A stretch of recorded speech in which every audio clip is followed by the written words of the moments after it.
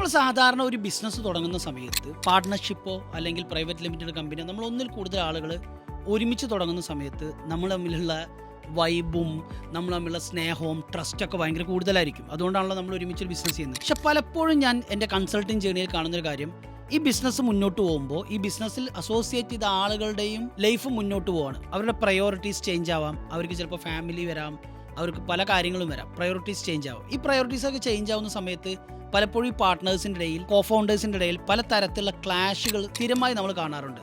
കാരണം അവൻ്റെ അവൈലബിലിറ്റി പ്രശ്നം, അല്ലെങ്കിൽ അദ്ദേഹം വേണ്ടത്ര ടൈം ഇൻവെസ്റ്റ് ചെയ്യുന്നില്ല, ഇത്തരത്തിലുള്ള കാര്യങ്ങളെല്ലാം ചെയ്യാറുണ്ട്.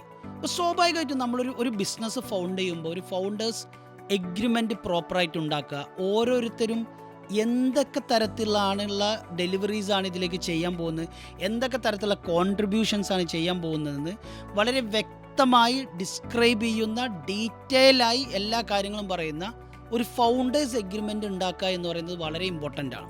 ഈ ഫൗണ്ടേഴ്സ് എഗ്രിമെൻറ്റ് അടക്കമുള്ള വളരെ പ്രധാനപ്പെട്ട ഇൻ്റലക്ച്വൽ പ്രോപ്പർട്ടി ആര് ഹാൻഡിൽ ചെയ്യണം, അല്ലെങ്കിൽ ബാക്കി കാര്യങ്ങൾ, ഓരോ കാര്യങ്ങളും ഈ ബിസിനസ്സുമായി ബന്ധപ്പെട്ട എല്ലാ കാര്യങ്ങളും ഡോക്യുമെൻ്റ് ചെയ്യുക. അത് പ്രോപ്പറായി, അത് പരസ്പരം ട്രസ്റ്റ് ഇല്ലാത്തതിൻ്റെ പുറത്തല്ല ചെയ്യുന്നത്.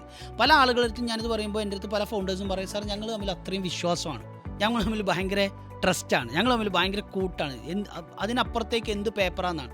പക്ഷേ നമ്മൾ മുന്നോട്ട് പോകുമ്പോൾ പലപ്പോഴും കാണാറുള്ളത്, ഇത്തരത്തിൽ പ്രോപ്പറായി ഡോക്യുമെൻറ്റേഷൻ ഇല്ലാതെ ചെയ്ത പാർട്ട്ണർഷിപ്പ് ആയാലും അതിന് ഒരു സ്റ്റാർട്ടപ്പ് ആണെങ്കിൽ എന്താണെങ്കിലും അത് പിന്നീട് വലിയ വലിയ വ്യക്തിബന്ധങ്ങൾ പോലും ഇല്ലാതാക്കുന്ന രൂപത്തിലേക്ക് പോകുന്ന സാഹചര്യം പലപ്പോഴും സ്ഥിരമായി നമ്മൾ കാണാറുണ്ട്. അപ്പോൾ എപ്പോഴും നമ്മളൊരു ബിസിനസ് തുടങ്ങുന്ന സമയത്ത് പ്രോപ്പർ ഡോക്യുമെൻ്റ് ചെയ്യുക, എല്ലാ കാര്യങ്ങളും പരസ്പരം ഡോക്യുമെൻ്റ് ചെയ്ത് സഹകരിച്ച് ക്ലാരിറ്റി വരുത്തി മുന്നോട്ട് പോകുക എന്ന് പറയുന്നത് നമ്മുടെ ബിസിനസ്സിനും പിന്നീട് നമ്മൾ പാർട്ട്നേഴ്സ് തമ്മിലുള്ള റിലേഷൻഷിപ്പ് മെയിൻറ്റെയിൻ ചെയ്യാനും വളരെ ഇമ്പോർട്ടൻ്റ് ആയൊരു കാര്യമാണ്. അതൊരിക്കലും ഒരു സെക്കൻഡറി സാധനമായി കാണാതെ അതിനെപ്പോഴും നമ്മളൊരു ഫസ്റ്റ് പ്രിഫറൻസ് ഒരു ബിസിനസ്സിൻ്റെ സ്റ്റാർട്ടിങ് സ്റ്റേജിൽ കൊടുക്കണം എന്നുള്ളത് വളരെ ഇമ്പോർട്ടൻ്റ് ആയൊരു കാര്യമാണ്.